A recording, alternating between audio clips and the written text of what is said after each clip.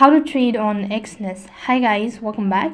In this video I'm gonna walk you through the steps on how you can trade on Exness. So then, to trade on Exness, all you have to do is just make sure to watch this video till the end and follow the instruction as guided. Now first of all, you have to go ahead and log in into your Exness account. So basically, to be eligible to trade on Exness or any of the other cryptocurrency application, you have to make sure that your account is already verified or completely verified.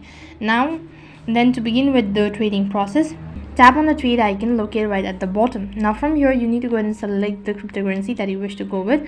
So I'm going to go with this following asset. So here you can see this is basically how the interface is going to look like. So you need to go ahead and select whether you want to buy or sell whatsoever, and accordingly you need to enter in the information, that is the amount of asset that you wish and the payment source, all that, and you have successfully traded on Exness. So in this way you can trade on Exness. That is all for this video. I hope the video was helpful. Make sure to like, share and subscribe to our channel. Thank you for watching. See you in the next video.